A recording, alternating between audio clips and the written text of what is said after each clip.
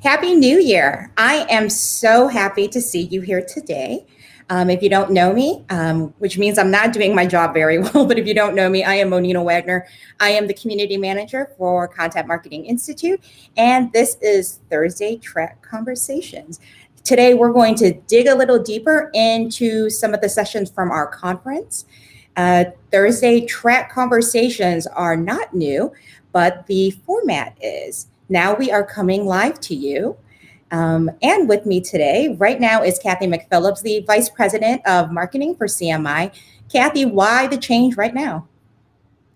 It's 2021, right? Let's just shake things up. And what could go wrong? And I'm just excited to see people, see faces. We did talk to some folks in December who just said, we just like our community. We like seeing each other, and we haven't seen each other in so long. So let's give it a whirl. And I like the fact that our speakers can get involved and share a little bit more about their learnings and what their session was all about, and take some questions. Absolutely. Well, today we're joined by some speakers from our content creation and development track. Cathy, if you would do the honors, can you please introduce us to them? Absolutely. So like Mo said, this is our fourth Thursday track conversation, and the first one we're doing is a live stream. It's been a year, it's been a week. So I don't know about you, but I'm thrilled to see our friends and community members today. So these Thursday conversations are really threefold. One, we want you to see our speakers' incredible presentations because there was so much content at Content Marketing World. We want to get you to dive back in. You've said to us, how can we get through all these sessions? So hopefully with doing this every week, you can watch 4 to 5 a week and knock them all out by the end of April. So I know it's really helped me. I think I've watched more sessions this year than I have in a really long time because I'm keeping on that schedule. So let's jump in. We have Carlijn Postma from The Post, Andrew Hanelly from RevMade, Jackie Chakarillas from Quest Digital will be joining us shortly, Kathy Klotz-Guest from Keeping It Human, and we'll also touch briefly on Doug Kessler's session. Doug from Velocity Partners had a huge client meeting, an important client meeting, so he's unable to join us.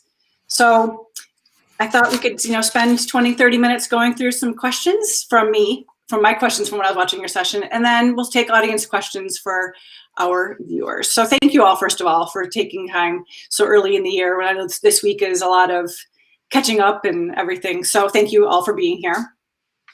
You're welcome. Yeah, absolutely. So I'm just going to jump in. So Carlijn, the first thing I heard, that really resonated with me in your session was when you said, I'm a target group to many, but an audience to only a few. Like that just hit me as a consumer. Like, why don't we think of that more as a marketer? What are some tips on how to approach that?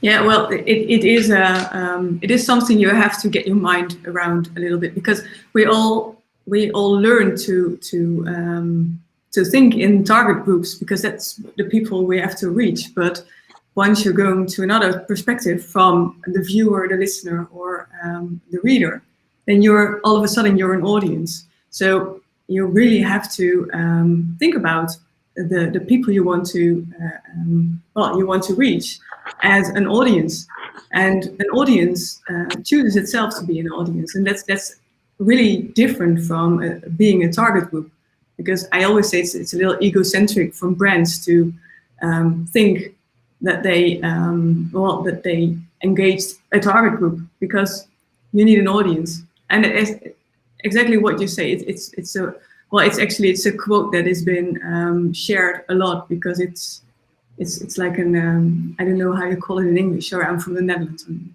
doing the best I can, but it's something you really have to think of before you start with your communication. And well, that's one thing in my presentation. It's about binge marketing.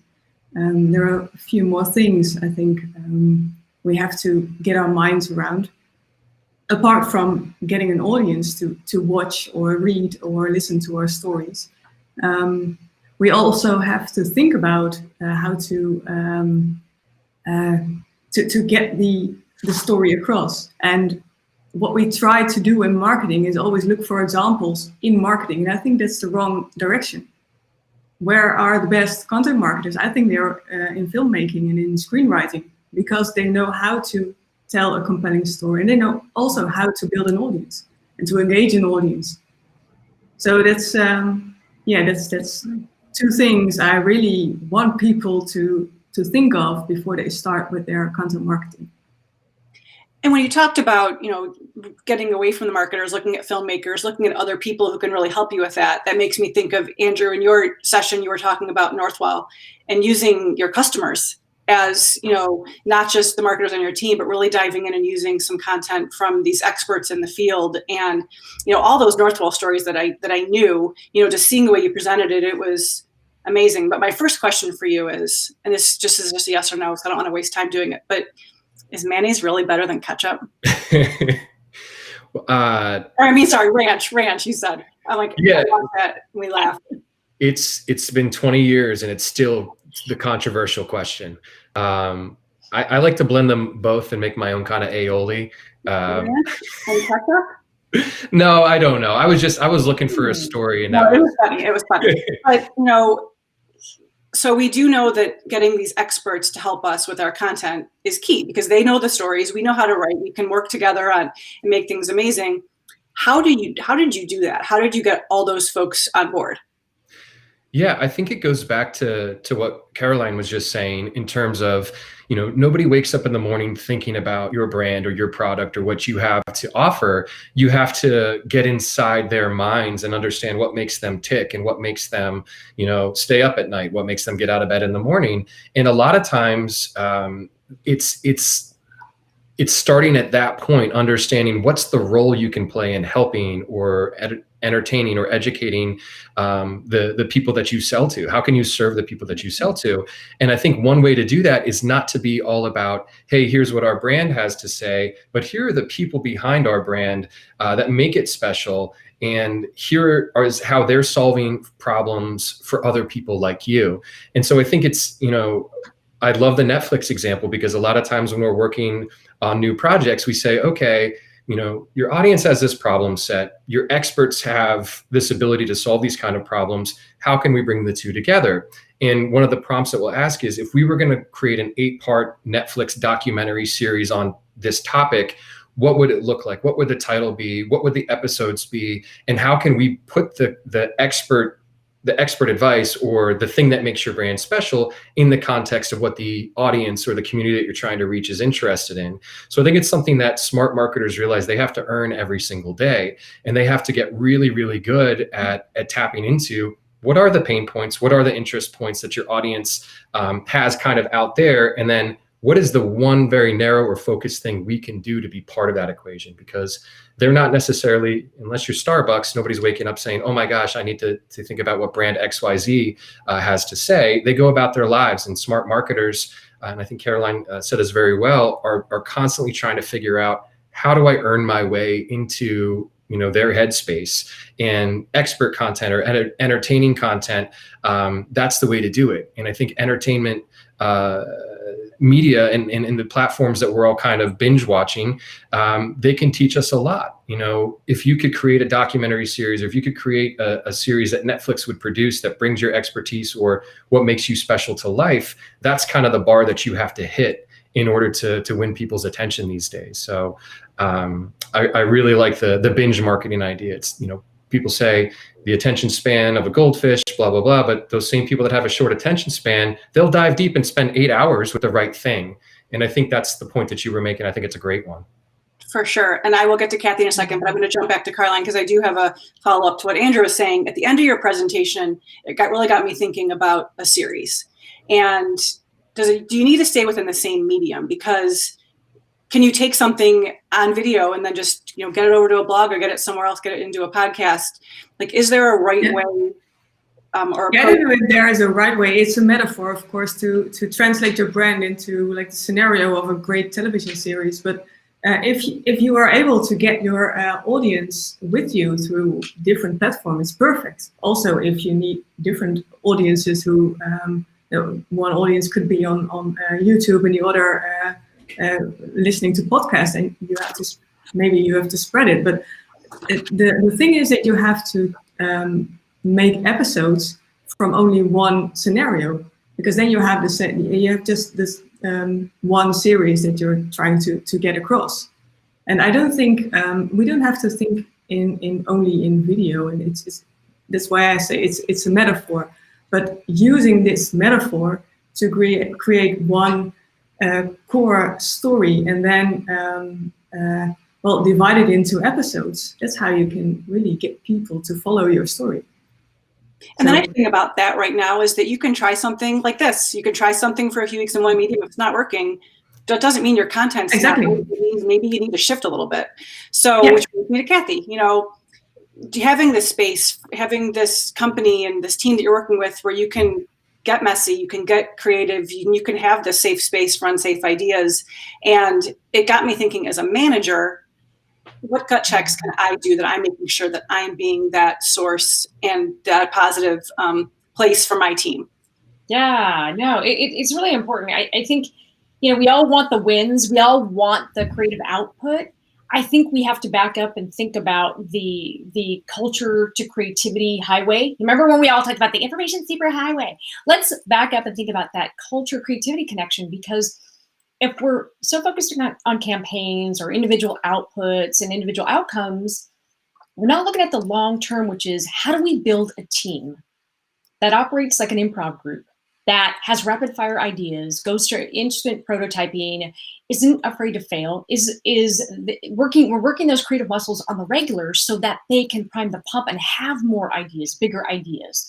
So we have to think more holistically. And I think for you, Kathy, I'd love that you asked that, because I think the biggest thing that we do, part of it is mindset.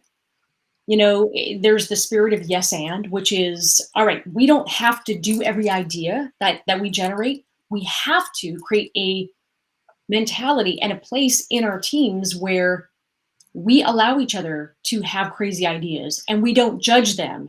And there's a place for the funnel and the innovation funnel, but creativity is about open possibilities.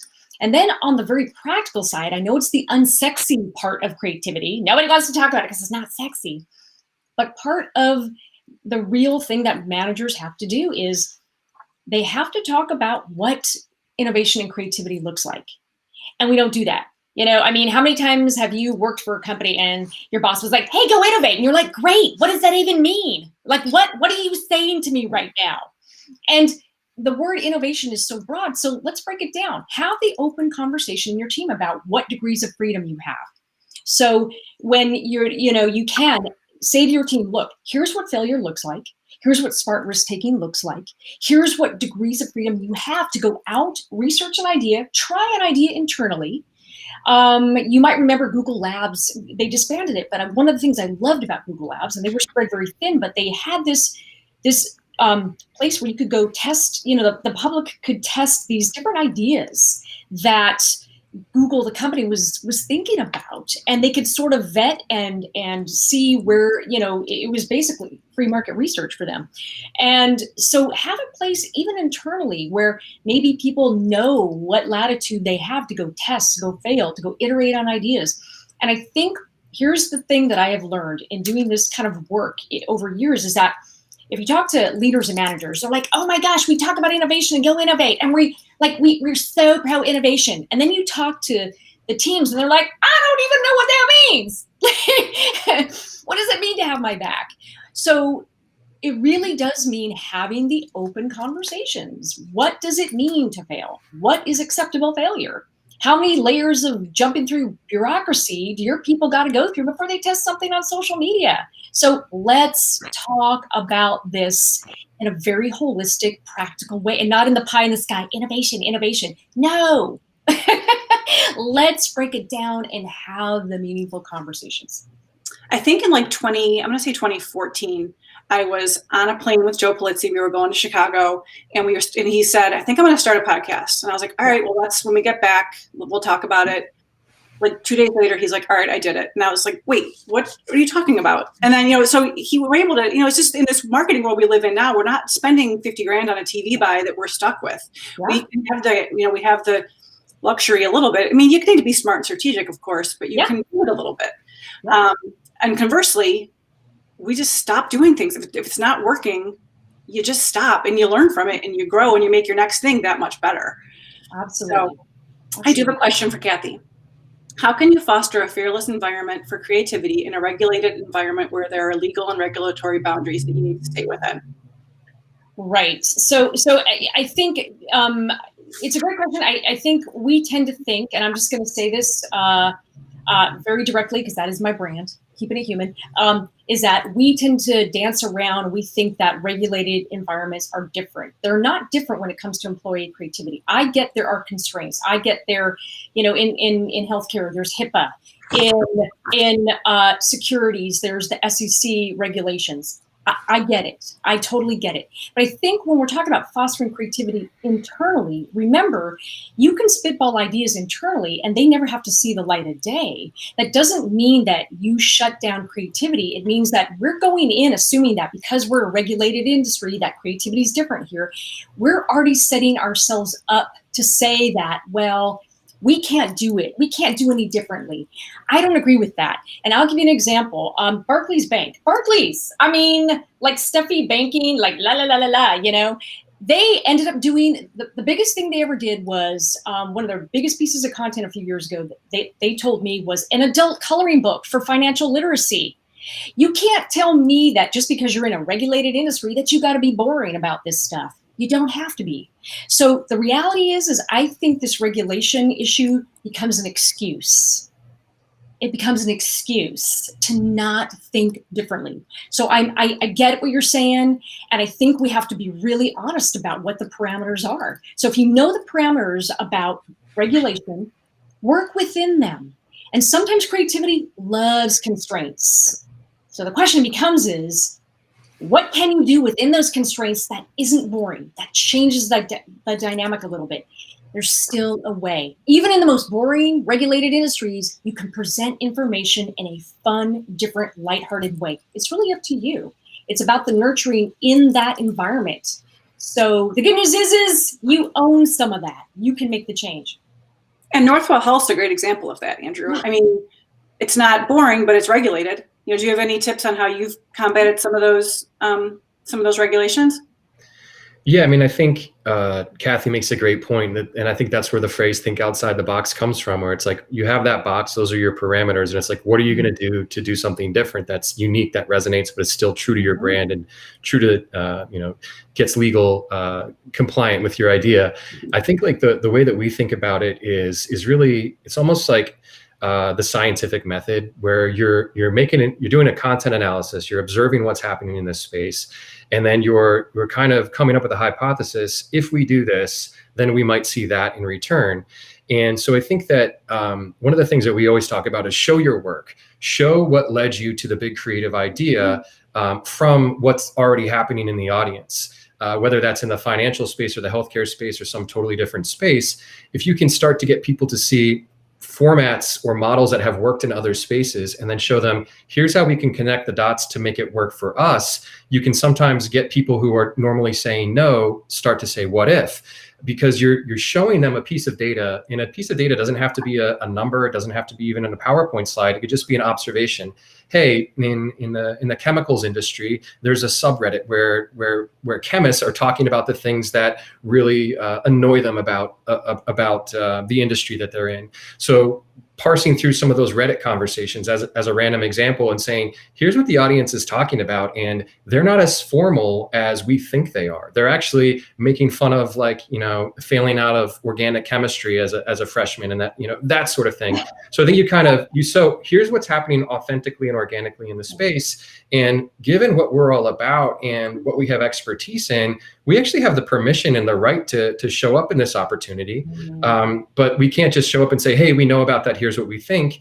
That's where you have to take the next step of, here's our kind of pilot idea of, if we're going to go into this space and show our expertise in response to that audience observation, this is what that could look like. And here's what we hope to achieve from an ROI perspective, but learn from just we're going to get smarter about our audience perspective.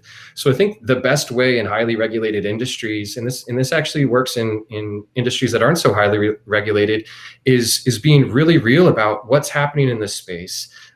Here's an audience insight we can riff on. What if we responded to that and I still love the idea of Netflix as a metaphor, because it doesn't have to be a documentary series. It could be, if we were going to create an advice column in this space, what are the kind of questions that we would answer? So I think you prove or demonstrate what's happening already in this space. You come up with a hypothesis of, if we bring our experts, or if we bring our special thing to that space and it looks like this, you give it a limited run. Maybe it's 8 pieces, maybe it's 12 pieces. You're not betting the whole farm on it. And here are the things that we think that we're going to accomplish with it, and the things we're going to learn along the way. That way there's no failure. You're maybe, it's a limited run series where at the very least you're going to learn more about your audience that you can apply to some of your other strategic marketing decisions. So I love the idea of thinking like a Netflix producer, giving people constraints like Kathy said, but then saying, let's not be afraid to go out on a limb. And you don't want it just to be, here's my idea, I think it will work. By showing what's already happening in the space or in adjacent spaces, you kind of take that pressure off and say, we're basing it on this insight, and this is our hypothesis, and here's what we plan to learn. And let's revisit this and talk about, was that a good idea? What could we do differently? Or should we amplify this thing? I think It's actually about creating we're talking about thinking outside the box, but what you have to do is just show them a new box and then learn from the examples in that new box. Right. I think like, and the point that I really want to iterate here is that regardless of how you do it, whether you're in a regulated industry or not, the things we're talking about here work. It's not like, oh, that only works in a regulated industry. And I think that's really the important point, is that the way we think about, we box ourselves in, I think mentally, when we go, okay, well, regulated industry, right. Well, you still can have creativity over the things you can talk about. And I think that's really the important point, is I want people to kind of blow that box a little bit. And, we have to get past that, well, everybody else has done it. And I like the idea of being inspired by what other people are doing, but that's just a starting point. And if all we're doing is looking at what else has been successful in our industry, but we're never going beyond that, I think we are playing it safe, and it's too much of a Me Too thing. So I really encourage people to kind of, all right, use it as just a starting point. But, best practices, I hate the term best practices, because if you keep doing what everybody else is doing, you don't stand out. So use that as inspiration, and then, go, okay, well, according to us and what our customers need and what's right for us, let's innovate on top of that. So yeah, I think that's an important point. It's interesting when you said that regulated industries, we can learn from them, because some of our biggest content marketing award winners, some of the best content marketing is manufacturing. Come on.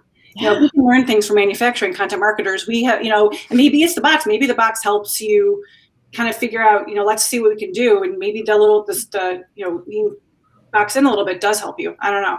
Mm-hmm. But yeah. So I'm going to talk really quick about Doug Kessler's session. I love your insights on some of the things he had to say. So he talked about stealing content and getting big ideas from outside your industry, looking at some of the things someone else is doing. But he said that most marketers stop short of actual theft, that we don't take the risks. We don't identify, we find and identify the great content, but we never follow through. And Kathy, you kind of touched on that. You have this creative idea, but something or someone or yourself stops it. So what would be a piece of advice each of you would have for just pushing through on something you're really passionate about? Yeah, make it okay. Again, it comes down to, we talked about that culture to creativity pipeline. Make it okay. The greatest thing you can do is not think one-offs, but make it okay for your team to be able to go and get these ideas, work them on the side, give them some latitude. How are you going to test it? Maybe you do a prototype and you run it by your ideal customers, your top customers, and get some feedback before you release it. Maybe you show it to the sales team and you launch it internally. You've got to make it safe to do that. And I think you do have to be inspired by these other places and outside your industry. I have a background in tech, but also comedy. I look at mashups and who's doing what and how can this work for us. But you've got to, at the end of the day, the follow-up tends to be, in my experience, that fear of failure, or maybe there's something internally in that culture that is making people hold back. So if people are holding back in your culture, I think there's really a cultural issue going on. There's something at your macro and micro culture, at the company level, in the marketing team, that's keeping people holding back. And if that's happening over and over again, I don't think the burden's on the individual marketer. I think it's on the team. What are we not doing to make it safer to take those big risks? Yeah. Carlijn or Andrew, do you have anything to add? Well, I don't think. Well, in my case, it's 9 out of 10 people really think it's the idea addresses to them, so they really want to go ahead with it. But the problem, what holds them back, is how much work could that be, and we don't have the money to create a Stranger Things or a Queen's Gambit or something. But that's not the issue. We have to only convince people that if you do like 5% of the ideas of what they have in the other industry, and you can adapt it into your own industry, then you are creative already, and then you can just test drive, as you already said here. Yeah. I have one more question. Andrew, I'm going to let you start with this one. One of our, Mike Myers, who you might all know, he's been a longtime attendee and friend of CMI. For the group, we always struggle with intake. As we're looking to gather and tell stories from our own people who aren't familiar with the creative brief, do you have ideas for easily gathering story ideas and developing them? Yeah, absolutely. And I think this goes back to getting really good at observing your audience in all of the places that they exist. I think a lot of people go to search data, which is a great start, looking at social data and seeing what are the most shared and commented on pieces in your space. That's another great place to start. Looking at what competitors are publishing and putting out there and seeing how the audience responds. Those are kind of the table stakes, right? Like, what are people searching for? What are people sharing? And what are others doing in the space? And of course, what are we doing and what are we seeing from that data? But I think some of the most, the best insights come from, more, I don't want to say analog, but unexpected places. I remember once working with a company that we wanted to market to office managers, and we looked at search data and social data and took all of that intake in and had a bunch of themes and topics that were resonant. But the best source of data that we got was actually looking at thousands of job descriptions for people that were hiring office managers and looking at what was expected of them. And we parsed that data and really were able to build a day in the life of office managers. And that helped to illuminate all sorts of opportunities for this company to be relevant to those people. Likewise, I presented at Content Marketing World 2 years ago on, I think it was something like, marketers are from Venus, salespeople are from New Jersey. And the sense there was that if you're a marketer, when's the last time you went out for drinks? Well, of course, in the pandemic, not recently, with your sales team. But some of the best marketing insights that can drive content strategies actually come from sales conversations and from what, why we're being told no, why we're being told, we're going with a competitor of yours. And so I think that marketing can do a lot better job of working with sales to get really to the core customer, the people that are already buying or the people that are close to buying. And I say build from there. And innovation and creativity and all of that, that's the reason we get out of bed in the morning as marketers. If we can harness that toward a business goal, that's when we're going to get our programs renewed. That's whenever we're going to get bigger budgets and bigger teams. But I think it's about really balancing those two things. It's, we got into this industry because we're creative. I got into it because my band broke up and I had to do something. I was planning on being a musician, and but then I found that, okay, there's this ability to communicate to people. That's an asset for businesses. How can we tie those two things together? Creativity is the thing that ties what's happening in your audience's mind and space to what's going to drive your business. And I think Cathy did a great job just framing up that conversation internally is a huge step one. And that's how you can start to pave the way to a culture that allows for those sort of things, because they know you're not just coming in saying, hey, I had a dream last night, here's my cool idea.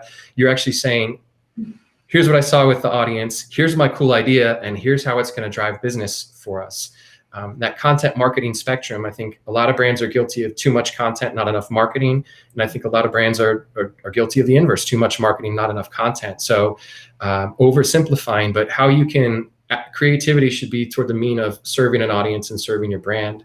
And I would just say, look in unexpected places, look in unglamorous places. You know, with a hospital client, one of the things that we did, we read, you know, hundreds and hundreds of Yelp reviews, and we found that, hey, they just, you know, saved my life on this brain surgery, but the food was disgusting. Here's a 2-star. And then it's like, okay, so what are we learning about our audience? It's not just the product or the service they're buying from us. There's these other parts of the experience too. I'm sure you guys have much better answers than that, but I feel like, you know, any potential audience data source is of interest to me, and it should kind of go into that war room. And that's the kind of stuff you put on, like, you know, The Usual Suspects at the end of the movie where they're figuring out who the killer is, all of that kind of stuff, that Patchwork puts together. And that's where a great idea can come from. You stare at that board and you see like all these things come together. Yeah, exactly. You're like, wait a minute. It was right in front of us the whole time. Exactly. Well, I said I'd keep you for not longer than 30 minutes. It's now 32 minutes. So I want to thank you all so much for joining. And this was real fun. And I could keep talking about, I have so many more questions. So I would implore any of our viewers to keep putting questions in the comments. The speakers can jump back in. If you tag them, they'll definitely respond back to you. They're amazing. So thank you all. This was fun. And Happy New Year. And we will, everyone, next Thursday, we're talking about writing and content development. So join in next Thursday at 1 o'clock, and we will see you then. Thanks, everyone.